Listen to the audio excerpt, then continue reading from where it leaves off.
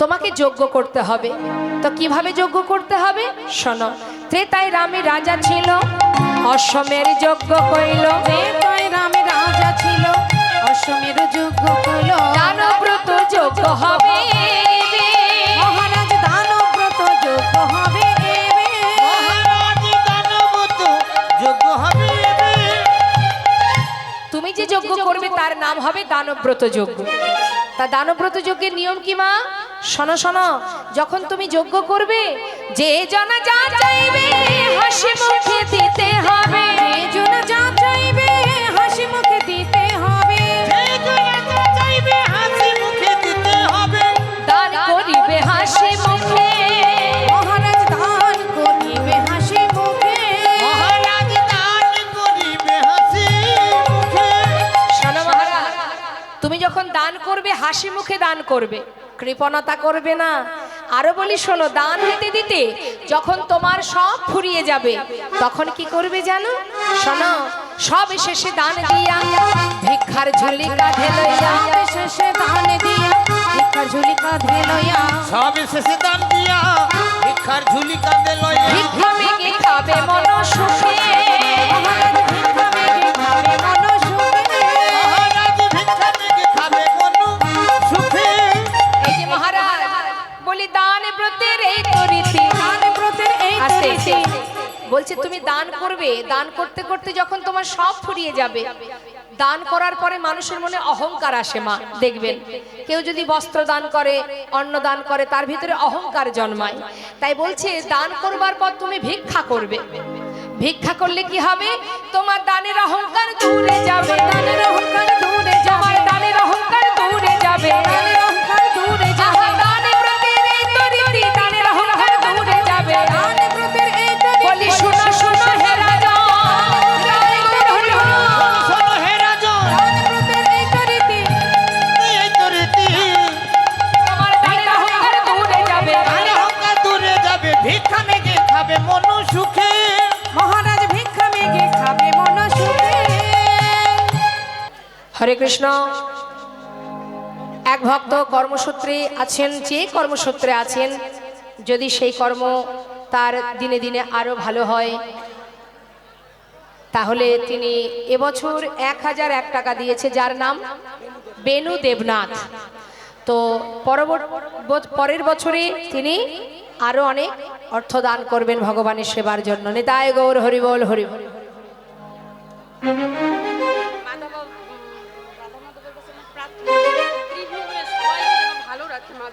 দেখুন কি সুন্দর আমার মায়ের মনোবাঞ্ছা।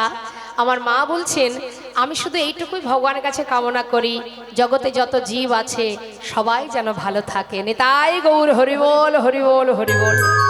কৃষ্ণ কৃপাময় যেন তার মনোবাঞ্ছা পূর্ণ করে, তার সন্তান আমরা, আমাদের সকলকে তিনি ভালো রাখুক, এটাই আমাদের কামনা।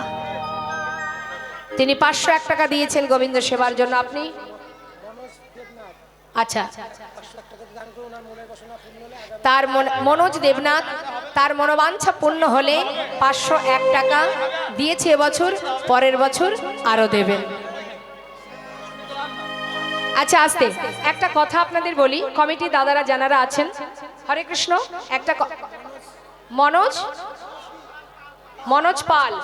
আচ্ছা আরেকটা কথা আমি বলবো, যে সকল ভক্তবৃন্দরা দান করবেন বা মনোবাঞ্ছা রাখবেন প্রভুর চরণে, কমিটির ভক্তরা এখানে আছে, আপনারা সেখানে গিয়ে আপনাদের অর্থ এবং নাম সেখানে দিয়ে আসুন। তারা লিখে একটা লিস্ট করুক, তারপরে মাঝখানে এসে সবার কথা ঘোষণা করবে। বারবার এলে লীলার মধ্যে বিঘ্ন ঘটে যাবে। কি ঠিক আছে তো? হ্যাঁ হ্যাঁ, আপনাদের কাছে সব কিছু দিক বা আপনাদের কাছে বলে দিক, আপনার নামটা নিয়ে একটা বড় করে ফর্দ করে তবে নিয়ে আসুন, তাহলে ভালো হবে। হরি হরি। যা রাধে। আস্তে আস্তে আসরটা নষ্ট হয়ে যাবে, আপনারা বসুন মা, বসুন বসুন বসুন, আসুন সবাই বসুন। আমরা খুব চঞ্চল তো, সবাই চঞ্চল, একটু তো একটু এদিক ওদিকে হলেই বিপদ। তা যাই হোক, আমরা লীলার মধ্যে থাকি। এবার কি হয়েছে মা? বললেন তুমি যজ্ঞ করো আর যজ্ঞে ত্রিভুবন নিমন্ত্রণ করতে হবে। এই কথা শুনে, আহা, নারদের কথা শুনে কহে দেবে চিন্তামণি নিমন্ত্রণের ভার কেবা লবে। তাহা শুনি মোহন কয় চিন্তা কেন দয়াময়, দেবর্ষিরে ভার দাও এবে। নিমন্ত্রণের দায়িত্বটা দেবর্ষিকে দিয়ে দাও। মুনি ঋষি দেবর্ষি নারদ, তার উপরে দায়িত্ব দিয়ে দাও, সে ত্রিভুবন নিমন্ত্রণ করে আসবে। এবার নিমন্ত্রণের দায়িত্বটা দেবর্ষিকে দিয়ে গোবিন্দ আমার প্রভাস নদীর তীরে যজ্ঞাগার তৈরি করলেন বিশ্বকর্মাকে স্মরণ করে। আর দেবর্ষি নারদ স্বর্গমর্ত পাতাল নিমন্ত্রণ সেরে এবার অবশেষে যাচ্ছেন বৃন্দাবনে। কিন্তু যাবার আগে যখন নিমন্ত্রণ করে নিমন্ত্রণের পত্র দিয়েছে মা, বৃন্দাবনবাসীর জন্য পত্র লেখেনি।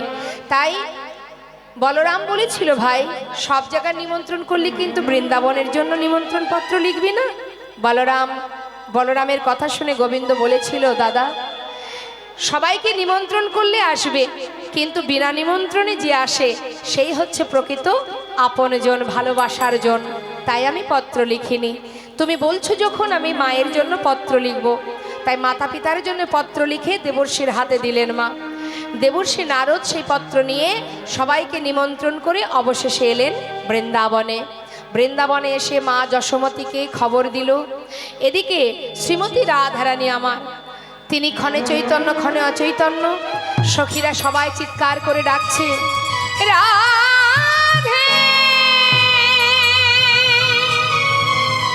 ওরে বিশ্বভানু রাজনন্দিনী, রাধে রাধে রাধে রাধে রাধে। ওঠ রাই ওঠ, আর কাঁদিস না। ওই দেখ দেবর্ষি এসেছে দ্বারকা থেকে, সে কেমন আছে, তোর বধূ কেমন আছে সে খবর এনেছে। চল একবার গিয়ে আমরা সবাই জেনে আসি তোর বধূ কেমন আছে। শ্রীমতী রাধারানী বলছে, দেবর্ষি আমার বধূ কেমন আছে? তুমি দ্বারকা থেকে এসেছো তাই না, বলো না সে কেমন আছে। দেবর্ষি নারদ বলছে, শান্ত হ, সবাই তারা ভালো আছে, তোমাদের জন্য একটা শুভ খবর এনেছি। আমাদের জন্য? হ্যাঁ, শোনো শোনো। প্রভাসেতে যজ্ঞ করে কৃষ্ণ বলরাম, প্রভাসেতে যজ্ঞ করে কৃষ্ণ বলরাম, প্রভাসেতে প্রভাসেতে যজ্ঞ করে কৃষ্ণ বলরাম। সেই যজ্ঞের সংবাদ সেই যজ্ঞের সংবাদ দিতে নারদ গেলাম। যাও যাও প্রভাসের তীরে যাও, যাও যাও প্রভাসের তীরে, তোমরা যাও যাও প্রভাসের তীরে যাও। যাও যাও প্রভাসেতে না না আর বিলম্ব করো না গো, যাও যাও প্রভাসের তীরে যাও। আর বিলম্ব করো না গো, যাও যাও প্রভাসের তীরে আমি যাও। সেই যোগে সংবাদ দিতে নারদ এলাম। সেই যজ্ঞের সংবাদ দিতে নারদ গেলাম। যেই না যজ্ঞের খবর পেয়েছে মা, যজ্ঞের বার্তা পেয়ে রাধারানী আমার কারোর কথা চিন্তা না করে মাথায় বধূর জন্য পসরা সাজিয়ে সখীদের সাথে করে নিয়ে ঘর থেকে যেই না বাইরে পার রেখেছে মা, হরিব কোথায় ছিল কুটিলা। আহা, যেই না মাথায় পসরা নিয়ে বেরিয়েছে সঙ্গে সঙ্গে কুটিলা এসে দাঁড়ালেন সামনে। তখন কুটিলা কহে, কুটিলে ওই রাখালেতে মন সপিলে, কুটিলা কহে কুটিলে রাখালেতে মন সপিলে, চিরকাল তোর কলঙ্ক গেল ও না। ওলো রাধিল চিরকাল তোর, ওলো রাধিল চিরকাল তোর, ওলো রাধিল চিরকাল তোর, ওলো রাধিল চিরকাল তোর, কলঙ্ক গেল ও না। ছি ছি ছি ছি। হ্যাঁ রে বউ, অসময়ে স্বামী ছেড়ে পরপুরুষের কাছে যাচ্ছিস। হ্যাঁ রে, লাজের মাথা খেয়েছিস, কুলের মুখে কালি দিয়ে। হ্যাঁ রে, কোথায় যাচ্ছিস? শোন, এইখানে দাঁড়িয়ে থাক।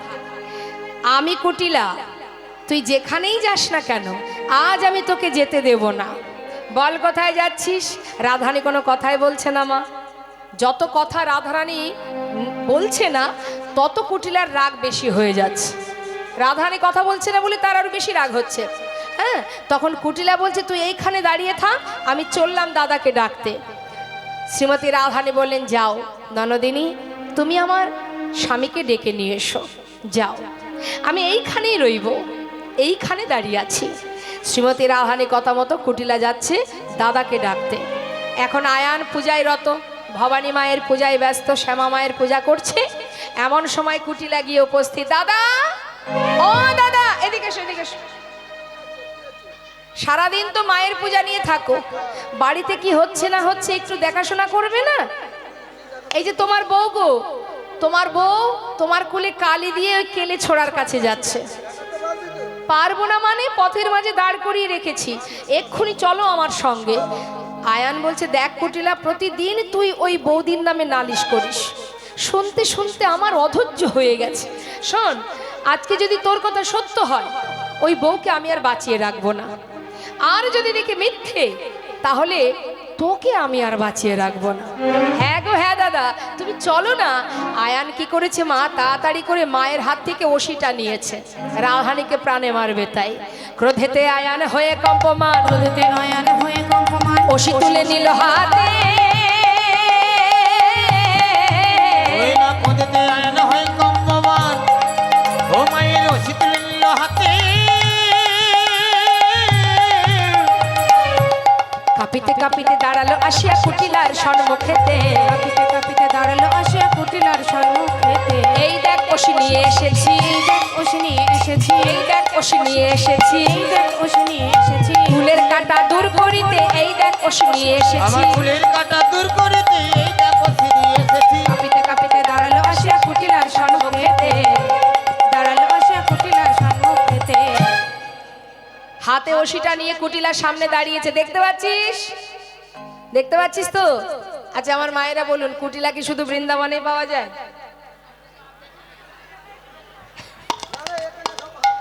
যে অন্যের ভালো সইতে পারে না সেই তো কুটিলা হয়। সব জায়গায় আছে এগুলো, তাই না? ঘরে ঘরে আছে। এখন কুটিলা তাড়াতাড়ি করে দাদার হাত ধরে যাচ্ছে। এখন আয়ান কুটিলার কথা মতো যেই না রাধারানীর সামনে এসেছে, রাধারানী পসরা নিয়ে দাঁড়িয়ে আছে পথের মাঝখানে। তাই না দেখে আয়ান বলছে, ছি ছি ছি ছি ছি, নিজের স্বামী ছেড়ে পরপুরুষের কাছে যাচ্ছিস? নিজপতি তেজি পরপতি ভোজি, নিজপতি তেজি পরপতি ভোজি, নিজপতি তেজি পরপতি ভোজি, তেজি পরবতী ভোজি। ভোজি রাখালো সনে। ওই না নিজপতি তেজি পরবতী ভোজি, মজলি রাখাল সনে। তোর হলো পূর্ণকাল ঘুচাবো জঞ্জালেই ছিল তোর কপালে, পুনকাল ঘুচাবো জঞ্জলেই ছিল তোর কপালে। রাধে তোর প্রাণ নাশিব, রাধে তোর প্রাণ নাশিব, ফুলের কাঁটা দূর করিব, রাধে তোর প্রাণ নাশিব। আমার ফুলের কাঁটা দূর করিব, রাধে তোর প্রাণ আসিব। পুনকাল ঘুচাবো জঞ্জলেই ছিল তোর কপালে। হলো পুনকাল ঘটাবো জঞ্জালে ছিল কপালে। আর তোকে বাঁচিয়ে রাখবো না, পাপের ভান্ডার পুড়ে গেছে, তোকে প্রাণে মেরে মানে মায়ের চরণে বলি দিয়ে তারপরে ঘরে যাব। এই বলে যেই না আয়ান ওষি তুলতে যাবে, তার আগেই শ্রীমতী রাধারানী আমার মনে মনে ভাবলেন আয়ানকে পুরাবের কথা মনে করাতে হবে। তাই যোগমায়াকে স্মরণ করে তিনি কি করলেন, তাড়াতাড়ি করে কালী মূরতি হয়ে দাঁড়ালেন।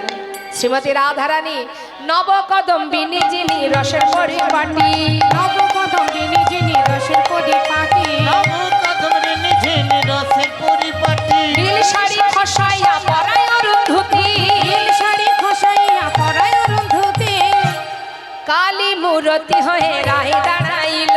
কালী হৃদয় গৌর হরি হরি হরি হরি। দাঁড়াইল, কালী মূরতি হয়ে রায় দাঁড়াইল, কালিয়া মূরতি ধরে রায় দাঁড়াইল। ছুটে গিয়ে রাধারানীর চরণ ধরিল, ছুটে গিয়ে রাধারানীর চরণ ধরিল। ক্ষমা করো রায়, ক্ষমা করো না, বলে ক্ষমা করো বলে রায়, ক্ষমা করো না। আমি ওই চরণের অপরাধী, ক্ষমা করো রায়। ওই চরণের অপরাধী, ক্ষমা করো রায়। ছুটে গিয়ে রাধারানী চরণে পড়িল। ছুটে গিয়ে রাধারানীর চরণ ধরিল। শ্রীমতী রাধারানী বললেন, মনে করে দেখ, তুই কে ছিলি আর আমি কে ছিলাম।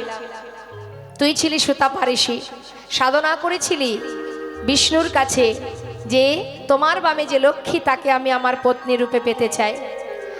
ভগবান করুণাময় বাঞ্ছা কল্পতরু তোর মনোবাঞ্ছা পূর্ণ করেছিল। আমি বলেছিলাম, ওরে সুতাপা, এ জগতে এত কিছু থাকতে যখন তুই আমাকে পত্নী রূপে চাস, আমি তোর ঘরের ঘরণী হব, কিন্তু তুই হবি নপংস। নিতাই গৌর হরিবল। আয়ান কিন্তু মাতৃজ্ঞানে ভালোবাসতেন রাধারানীকে। সেই আয়ানের হলো চৈতন্য। চৈতন্য হওয়া মাত্রই রাধারানীর চরণ ধরে বললেন, আমায় ক্ষমা করে দাও হে ব্রজেশ্বরী, আমি বুঝতে পারিনি, আজ আমার ভুল ভেঙে গেছে। শুধু তোমার কাছে একটি নিবেদন, মৃত্যুকালে যেন তোমাদের যুগল দর্শন পায়নি। তাই গৌর হরিবল হরিবল। জটিলা কুটিলাও ঠিক তদ্রূপ একই কামনা করলেন রাধারানীর চরণে। দুজনের কাছ থেকে বিদায় নিয়ে শ্রীমতী রাধারানী শোকে বেষ্টিত হয়ে চলে এলেন মা দ্বারকায়। হরিবল হরিবল। দ্বারকার 4টি দ্বার।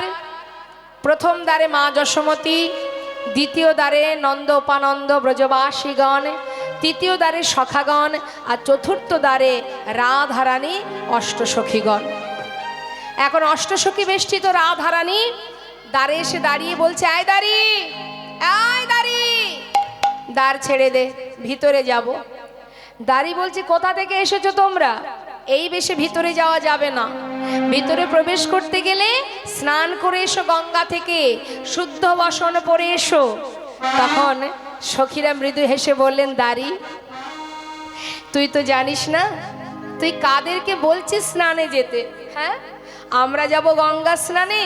ছিছি বলতে লজ্জা হয়, বলতে লজ্জা হয়, ছিছি বলতে লজ্জা হয়, চিঠি বলতে লজ্জা হয়। ওরে যার চরণে গঙ্গার উদ্ভব সে ধরে রাধার পায়। ওই যার চরণে গঙ্গার উদ্ভব সে ধরে রাধার পায়। চিঠি বলতে লজ্জা হয়, আমাদের বলতে লজ্জা হয়, আমাদের বলতে লজ্জা হয়। কি বলছেন মা? বলছে যার চরণে গঙ্গার উদ্ভব সে ধরে রাধার পায়। আরে তোদের যে রাজা, যার চরণে গঙ্গার সৃষ্টি, সেই রাজা আমাদের রাধারানীর চরণ ধরে কুল পায় না, আর তুই বলছিস কিনা আমাদের গঙ্গা স্নানে যেতে? পথ ছেড়ে দে, ভিতরে যাব। শোন, বলে গাজা তোর রাজারে, রাজগুরু এসেছে তারে। বল গাজা তোরা যারে, রাজগুরু এসেছে দ্বারে। পায়ে ধরে নিয়ে যেতে বল, ওহে দাঁড়ি। পায়ে ধরে নিয়ে যেতে বল, ওহে দাঁড়ি। কেমন যজ্ঞ করে রে, কেমন যোগ্য করে রে, গুরু বিনে তোদের রাজা কেমন যজ্ঞ করে রে। গুরু বিনে তোদের রাজা কেমন যোগ্য করে রে। আহা, গুরু বিনে তোদের রাজা কেমন যজ্ঞ করে রে। গুরু বিনে তোদের রাজা কেমন যজ্ঞ করে রে। পায়ে ধরে নিয়ে যেতে বল, ওরে দাঁড়ি। পায়ে ধরে নিয়ে যেতে বল, ওহে দাঁড়ি। যা, তোদের রাজাকে গিয়ে বল যে দ্বারে গুরুদেব এসেছেন, গুরুকে প্রণাম করে গুরুকে বরণ করে যেন ভেতরে নিয়ে যায়। দাড়ি তো দেখে অবাক মা, আমাদের এত বড় রাজা, তার গুরু কেন এক রমণী হতে যাবে? সখীরা বলছে, হাঁ করে দেখছিস কি? যা যা, রাজাকে গিয়ে বল যেন দ্বার থেকে গুরুকে বরণ করে নিয়ে যায়। আর এদিকে সখাগণ কানাই কানাই বলে দ্বারে দাঁড়িয়ে কাঁদছে। 4টে দ্বারই বন্ধ, লেখা আছে প্রবেশ নিষেধ। স্বর্গমর্ত পাতালের যত ভক্ত তারা সবাই আগে চলে গেছে, সবাই চলে গেল, কিন্তু দ্বার তো বন্ধ মা। এদিকে মা যশোমতী দ্বারে এসে বলছে, দাঁড়ি, এই দাঁড়ি, আমাকে একটু ভিতরে যেতে দে না। দাঁড়ি বলছে, ও বুড়িমা, কোথা থেকে এসেছো? এমন পাগলিনীর পাগলির বেশ, সারা গায়ে আলু থালু বসন, নোংরা কাদা। হ্যাঁ, কোথা থেকে এসেছো? ওরে, আমি বৃন্দাবন থেকে এসেছি, আমি আমার গোপালের কাছে যাব, আমাকে একটু দ্বারটা ছেড়ে দে না। আহা, শোনো বুড়িমা, যজ্ঞ শুরু হয়ে গেছে, আর তো দ্বার খোলা যাবে না। দেখো লেখা আছে প্রবেশ নিষেধ। যাও, ওই দূরে গিয়ে বসো। আমাদের রাজা তিনি কিন্তু বড় দয়ালু। তুমি যজ্ঞ শেষ হলে এই দ্বারে আসবে, মহারাজের কাছে যা চাইবে মহারাজ তোমাকে তাই দেবে। মা যশোমতী বলছে, ওরে, এ জগতে মায়ের সব থেকে মূল্যবান ধন হলো তার সন্তান। জানিস, আমি না কতদিন আমার গোপালকে দেখিনি, তাই বড় আশা করে ব্রজবাসীর কাছ থেকে একটু ক্ষীরননি মাখন এনেছি। আমার গোপালকে দেখব, কতদিন ননি খাইনি গোপাল, আমি নিজে হাতে খাইয়ে দেব। একবার দ্বার ছেড়ে দে। আহ, কেন বিরক্ত করছো? বললাম না এখন আর যাওয়া যাবে না। দেখ, আমি তোর পায়ে পড়ি, পায়ে ধরে দাঁড়িয়ে আমাকে ভেতরে যেতে দে। শোনো বুড়িমা, ভালোই ভালোই বলছি, আমার কথাটা শোনো। তুমি দূরে চলে যাও, ওই দূরে বসে থাকো। এইভাবে বারবার আমাকে জ্বালাতন করো না। আমি কিন্তু দেখতে পাচ্ছ আমার হাতে কি আছে, এই চাবুক দিয়ে কিন্তু আমি তোমাকে আঘাত করব। মা বলছে দাঁড়িয়ে, মারতে যদি চাস তবে মার, যত খুশি মার, তবে একটা বারের জন্য আমার গোপালের বদনটা দেখতে দে। আমি জানি না আর কতক্ষণ বাজবো, একবারের জন্য যেতে দে আমায়। দাঁড়ি দেখছি এ তো কোনো কথাই শুনছে না। চাবুক বাহির করে মা যশোমতীর অঙ্গনে আহা শরীরে অঙ্গে আঘাত করছে। যেই না অঙ্গে আঘাত করেছে, মা কাঁদছে। সন্তানের জন্য মা পাগলিনীর ন্যায় ধুলাই গড়াগড়ি দিয়ে গোপাল গোপাল বলে কাঁদছে। আর এদিকে দাঁড়িয়ে আঘাত করছে। মা বলছে গোপাল, ও গোপাল, একবার এসে দেখে যা বাবা, তোর দাঁড়িয়ে আমাকে মারছে, একটি বার তোর মুখটা আমায় দেখতে দে। গোপাল, গোপাল রে,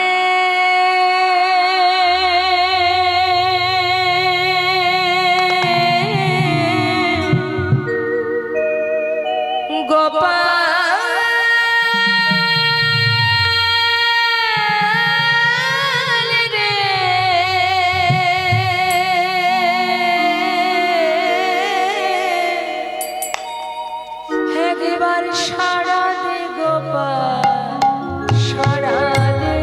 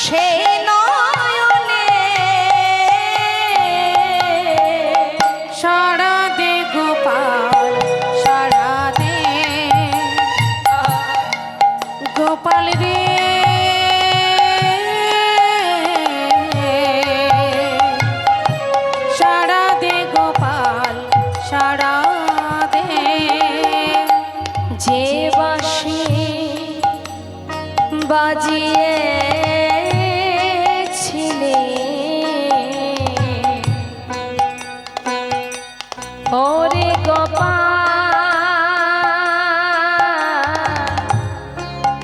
ওরে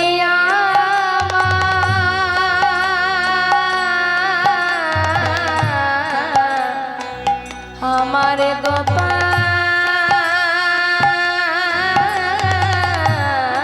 রে ওরে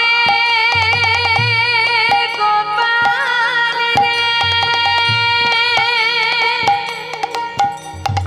ওরে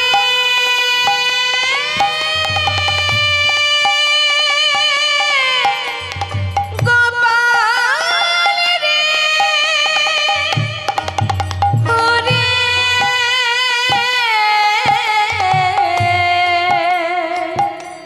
ওরে আমার গোপাল রে যে বাঁশি বাজিয়েছিলি বৃন্দাবনে ওরে সে বাঁশি বাজাও আবার সবারে কানে তোর বিরহে কাঁদে অলিকুল শ্রীরাম সুনাম কেঁদে হয়েছে বেকুল না তোর বিরহেতিয়া কাঁদিয়লি কুল সিদাম সুদাম কেঁদে হইয়া ব্যাকুল সোনার ব্রজয়া সোনার ব্রজয়া সোনার ব্রজয়া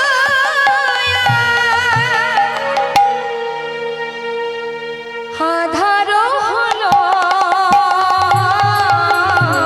সারা দেগায় গৌর হরে বল হরে বল গোপাল রে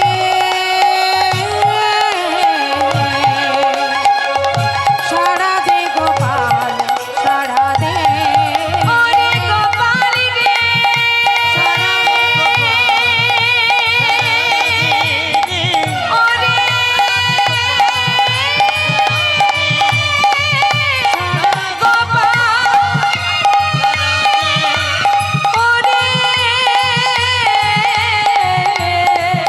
ওরে আমার গোপাল রে সারা দে গোপাল সারা দে একবার সারা দে গোপাল সারা দে রে সারা দে গোপাল সারা দে কেউ যদি ডাকার মতো ডাকে মা ভগবানের সাধ্য নেই দূরে থাকার যজ্ঞাগারে যজ্ঞপূর্ণ আহুতি দেবার পর যখন জলের ঝাড়ি নিয়ে চারিপাশে ঘুরছে হঠাৎ গোবিন্দ বললেন দাদা আমার মা কাঁদছে আমার জন্য দাঁড়িয়ে দাঁড়িয়ে তাকে প্রহর করছে দাদা মা যে বারবার আমায় ডাকছে আমাকে যেতে হবে দাদা গোপাল একা নয় মা কি করে এখানে আসবে সে যে অনেক দূর হ্যাঁ দাদা মা এসেছে এবার আমায় যেতে হবে গোবিন্দ বিলম্ব না করে জলের ঝাড়ি ফেলে এবার চারটে রূপ ধারণ করে চার দ্বারে ছুটছে সমস্ত ভক্তদের বৃন্দাবনবাসীকে আনন্দ দেওয়ার জন্য তো যাচ্ছে মা চারটে রূপ ধরে গোবিন্দ যাচ্ছে এক এক দ্বারে যে দ্বারে সখারা আছে তারা কিভাবে দেখছে নন্দ উপানন্দ কিভাবে দেখছে আমরা শুনবো কি বলছে বাঞ্ছা কল্পতরু ভগবান সকলে বাঞ্ছা পুরাবে বলে কল্পতরু ভগবান সকলে বাঞ্ছা পুরাবে বলে বাঞ্ছা কল্পতরু ভগবান সকলে সখ্য প্রেমে সখাগণ দেখিতে পাইল সখ্য প্রেমে সখাগণ দেখিতে পাইল ভাই কানাই বলে কাঁধে তুলে নিল তাই গৌর হরি বল হরি বল ওই না ভাই কানাই বলে কাঁধে তুলে নিল ভাই কানাই বলে কাঁধে তুলে নিল বাঞ্ছা কল্পতরু ভগবান সকলে বাঞ্ছা পুরাবে বলে কল্পতরু ভগবান সকলে নন্দয়োপানন্দ দেখে দোয়ারে দাঁড়ায়ে, নন্দয়োপানন্দ দেখে দুয়ারে দাঁড়ায়ে, প্রাণ গোবিন্দ আসে দুটি বাধা মাথায় লয়ে। প্রাণগোবিন্দে আসে দুটি বাধা মাথা লয়ে, প্রাণ গোবিন্দ আসে দুটি বাধা মাথায় লয়ে। প্রাণগোবিন্দে আসে দুটি বাধা মাথা আচ্ছা, লয়ে। কল্পতরু ভগবান সকলে আচ্ছা পুরাবে বলে আচ্ছা কল্পতরু ভগবান সকলে। এবার কে দেখছে? মা যশোমতী গোপাল আসছে। বাৎসল্য ভাবেতে গেল মা যশোদার কোলে, বাৎসল্য ভাবেতে গেল মা যশোদার কোলে। ক্ষীর স্বর্ণ বনি দেয় গোপালের বদনে। ও লক্ষ্মীশ্বর রামগৌর হরি বল, হরি বল। কৃষ্ণ বলি দেয় গোপালের বদনে, ও লক্ষ্মীশ্বর বলি দেয় গোপালের বদনে। কৃষ্ণ বলি দেয় গোপালের বাঁচা বদনে। কল্পতরু ভগবান সকলে বাঞ্ছা পুরাবে বলে কল্পতরু ভগবান সকলে এখন মা পাগলিনীর বেশ। এমন পাগলিনী কাঙালিনীর কোলে যখন রাজা ভগবান কৃষ্ণ বসে ননী সেবা করছে, দ্বারকাবাসী দেখে সবার মাথায় হাত। যে পাগলির ন্যায় সারা গায়ে নোংরা, এই এহনো অবস্থায় আমাদের মহারাজ তার কোলে বসেছেন। মহারাজের মা তো রাজরানী হবে, রাজমাতা হবে, এমন পাগলি কেন হতে যাবে? তাড়াতাড়ি করে খবরটা দিয়ে এলো মা দেবকীর কানে। মা দেবকী খবর পেয়ে ছুটে এলো, এসে যশোমতী মায়ের কোল থেকে নিজের সন্তানকে টেনে তুলছে আর বলছে, হাত ধরে টানছে আর বলছে, আমার কৃষ্ণ, আমার সন্তান, আমি ওকে জন্ম দিয়েছি, ও আমার পুত্র। আর মা যশোমতী গোপালকে চেপে ধরে বলছে, আমার সন্তান, আমার গোপাল।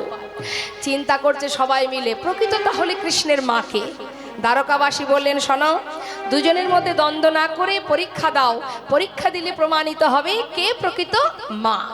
ভালো কথা। কি পরীক্ষা? শতবস্ত্র পরপর টানানো হবে, এক পাশে থাকবে পুত্র, একদিকে থাকবে দুই মা। এই শতবস্ত্র ভেদ করে স্তনদুগ্ধ যে গোপালের বদনে দিতে পারবে সে হবে গোপালের মা। মা দেবকী তার মনে একটু গর্ব হচ্ছে। মা কেন? তিনি কারাগারে সন্তানকে জন্ম দিয়েছে, তিনি নিশ্চিত, তাই তার মনে একটু গর্ব হচ্ছে। ভগবান সব সইতে পারে, কখনো অহংকার সইতে পারে না। তিনি কি করছেন? অহংকার করে গর্ববোধ করে বলছে, আমি তো গোপালকে সন্তানকে জন্ম দিয়েছি, এর জন্য পরীক্ষার কি আছে? বেশ, তোমরা বলছো যখন, আমি পরীক্ষা দেব। তা কে আগে দেবে? মা দেব কি বলছে, আগে আমি দেব। ভালো কথা। এই যে অহংকার, মা ভগবান অহংকার যার মধ্যে থাকবে, একবার যদি সেই অহংকার প্রকাশ হয়ে যায়, ভগবান কিন্তু আর কোনোদিন তাকে গ্রহণ করেন না। তাই মা দেবকী তিনি পরীক্ষায় দাঁড়িয়ে সন্তানের মুখে স্তনদুগ্ধ দেবেন বলে গর্বে দেবকী সস্তন ধরে, গর্বে দেবকী সস্তন ধরে,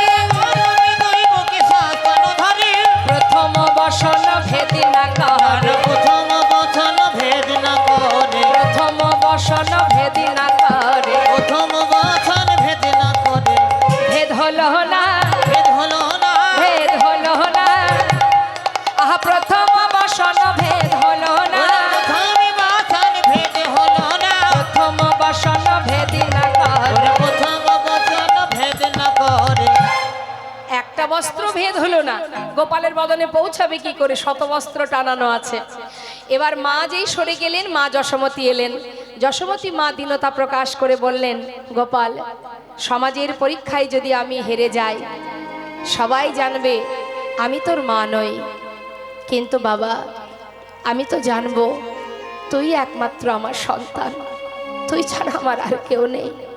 মা আমার চোখের জলে বুক ভাসিয়ে কাঁদছেন আর পরীক্ষা দিচ্ছেন, সন্তানকে ডাকছে, গোপাল গোপাল গোপাল বলি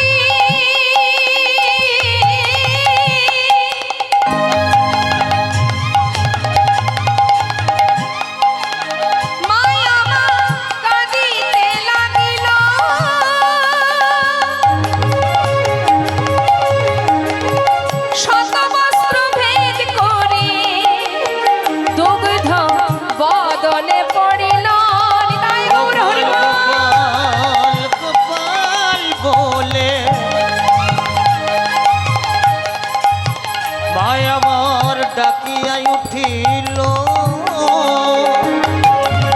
শতবস্ত ভেদ করে বদনে পড়িল, দেখো ভাষায় দিল, ভাষায় দিল, ভাষায় দিল, ভাষায় দিল, গোপালের বদন ভাষায় দিল, গোপালের বদন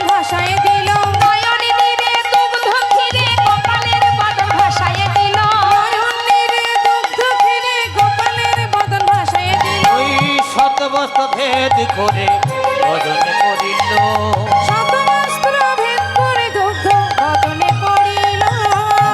তাহলে প্রকৃত মা কে হলেন? মা যশোমতী। ইনি সেই ধরাসতী যিনি একটি স্তনের বিনিময়ে বৈষ্ণব সেবা দিয়েছিলেন। আর ভগবান বৈষ্ণব রূপ ধারণ করে বলেছিলেন, যে স্তনের বিনিময়ে আজ তুমি সেবা দিলে, পরের জন্মে আমি তোমার সন্তান হয়ে সেই স্তনদুগ্ধ পান করব। সেই ধরাসতী হলেন মা যশোদা, আর মা দেবকী হলেন রাম অবতারে কৈকেয়ী। তিনি চেয়েছিল সন্তানকে পুত্র রূপে, কিন্তু সন্তান গর্ভে এলো, কারাগারে সন্তান ভূমিষ্ঠ হলো, এক ফোঁটা স্তন দুগ্ধ দেয়নি মা। তাই আজ সেই সন্তান, সেই ভগবান কৃষ্ণচন্দ্র মা দেবকের স্তন দুগ্ধ পান করলেন না। এদিকে রাধারানী সখী বেষ্টিত হয়ে দাঁড়িয়ে আছে গোবিন্দ আসবে বলে। হঠাৎ কি দেখলেন সখীরা? মধুর রসে সখীগণ দেখিতে পাইল, মধুর রসে সখীগণ দেখিতে পাইল। ওই মধুর রসে সখীগণ দেখিতে পাইল। শ্রীমতী রাধারানী তিনি যেই না দেখেছে গোবিন্দ আসছে,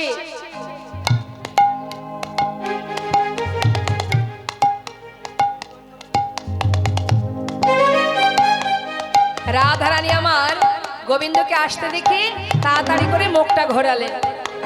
অভিমানে কমলিনী বদন ফিরাইল, অভিমানী কমলিনী বদন ফিরাইল, ওই অভিমানী কমলিনী বদন ফিরালো। অভিমানী কমলিনী বদন ফিরাইল। কল্পতরু ভগবান সকলে বাঞ্ছা পুরাবে বলে কল্পতরু ভগবান সকলে যেই না মুখটা ঘুরিয়ে দাঁড়িয়েছে মা, সখীরা বলছে, আয় রাধে, যার জন্য কষ্ট করে এলি তাকে দেখা মাত্রই মুখটা ঘোরালি কেন? শ্রীমতী রাধারানী বলেছেন, সখীরে, আমি তো কোনো রাজাকে ভালোবাসি নাই, আমি ভালোবেসেছিলাম এক রাখালকে, ওকে চলে যেতে বল, আমি কোনো রাজাকে চিনি না। গোবিন্দ দেরি না করে নিজে রাজবেশ খুলে দিয়ে রাখালের বেশ পরিধান করলেন, করে রাধারানীকে তাড়াতাড়ি করে তার মান ভাঙিয়ে নিজের বাম পাশে বসালেন। তরাতরি করে ধরে বসাইল বামে, তরকারি করে ধরে বসাইল বামে, নিজ বসনে মুছাইল রাই মুখ ঘামে, নিজ বসনে মুছাইল রাই মুখ ঘামে, ওই না নিজ বসনে মুছাইল রাই মুখ ঘামে, নিজ বসনে মুছাইল রাই মুখ ঘামে। ওই না নিজ বসনে মুছাইল রাই মুখ ঘামে। আচ্ছা, কল্পতরু ভগবান পুরাবে বলে কল্পতরু ভগবান সকলে। নিজের বসন দিয়ে ভালো করে মুখটা মুছিয়ে দিলেন, রাধারানীর মুখের ঘাম মুছিয়ে দিয়ে এবার কি করলেন? ওই যে মা প্রভাস নদীর থেকে জল নিয়ে রাধারানী চরণ ধৌত করতে হবে, না হলে প্রভাস উদ্ধার হবে না। তাই কি করলেন? আনিয়া প্রভাসের জল চরণ ধোয়ালো, আনিয়া প্রভাসের জল চরণ ধোয়ালো, আনিয়া প্রভাসে জল চরণ ধোয়ালো। আহা গোবিন্দ দাসে বলে তীর্থ যে হইল, গোবিন্দ দাস বলে প্রভাস তাই মোর হরি বল হরি বল। দাস বলে প্রভাস তীর্থ যে হইল। ওই না গোবিন্দ দাস বলে প্রভাস তীর্থ যে হইল। আচ্ছা, কল্পতরু ভগবান সকলের আচ্ছা পুরাবে বলে আচ্ছা কল্পতরু ভগবান সকলে। চরণ ধৌত হলো মা। এবার সখীরা কি করলেন? একটা ফুলের মালা রাধারানীর হাতে দিলেন। হ্যাঁ রে রায়, আর দেরি করিস না, আনিয়া মালতির মালা রায়ের করে দিল, আনিয়া মালতীর মালা রায়ের করে দিল, আনিয়া মালতীর মালা রায় করে দিল। নে নে বধূকে পরা, বধুর গলায় পরাইয়া বমে দাঁড়াইল, রায় গৌর হরি হর হর রায় হরি হর। মধুর গলায় পরাইয়া বনে দাঁড়াইল। মধুর গলায় পরাইয়া বামে দাঁড়াইল। আচ্ছা কল্পতরু ভগবান সকলে বাঞ্ছা পুরাবে বলে কল্পতরু ভগবান সকলে শ্রীমতী রাধারানী বধূর বাম পাশে দাঁড়ালেন। আমরা সবাই এবার রাধা গোবিন্দের মধুর সেই লীলা দর্শন করি।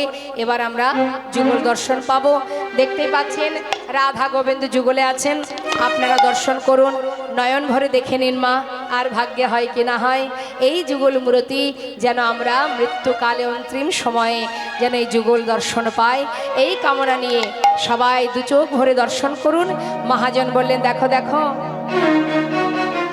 লীলা, এবার আমরা বিশ্রাম রাখবো, সবাই মিলে আমরা যুগল হেরে যুগল গুণগান গাইব।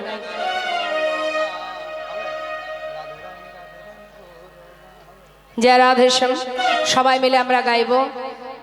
জয় রাধে রাধে বল, কৃষ্ণ কৃষ্ণ বল, রাধে রাধে বল, কৃষ্ণ কৃষ্ণ বল, জয় রাধে রাধে বল, কৃষ্ণ কৃষ্ণ বল, রাধে রাধে বল, কৃষ্ণ কৃষ্ণ বল, জয় রাধে জয় কৃষ্ণ, জয় রাধে জয় কৃষ্ণ, জয় রাধে জয় কৃষ্ণ, জয় রাধে জয় কৃষ্ণ। জয় রাধে জয় কৃষ্ণ, জয় রাধে জয় কৃষ্ণ। বেশ, আমরা দুটো ভজন গাইবো, সবাই মিলে একসঙ্গে আনন্দ করবো। জয় রাধে শ্যাম, জয় রাধে রাধে। হরে কৃষ্ণ। আস্তে আস্তে সবাই মিলে এসে এখন যদি আলিঙ্গন করেন তাহলে এখানেই নিতাই গৌরীর ধ্বনি দিয়ে দেবো, ভজন কিন্তু গাইবো না।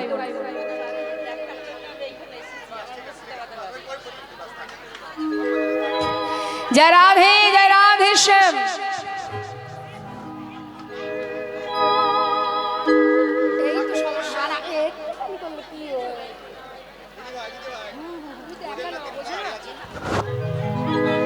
জয় রাধে রাধে।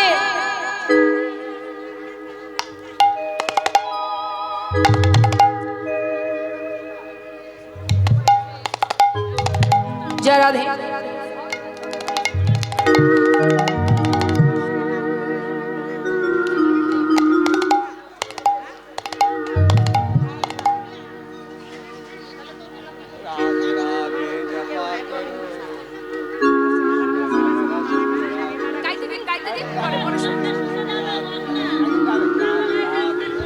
राधे राधे जप करो, कृष्ण नाम रस प्रिय करो। राधे राधे जप करो, कृष्ण नाम रस प्रिय करो। राधे राधे नाम जप करो, कृष्ण नाम रस प्रिय करो। हे राधे राधे नाम जप। বোঝেন না বিষয়গুলো, বোঝেন না, গানটা গাইতে কি করে ধরলে আপনি? একদম কেউ ধরবেন না, একদম একদম ওর নাম তো সামনে। হরে কৃষ্ণ। যার যা দেওয়ার ইচ্ছা হবে এখানে দেবেন, আপনারা একটু আস্তে, কেউ আসবেন না, এখানে দেবেন, প্রণাম করবেন, আমার পায়ে হাত দেবেন না। কেন বলছি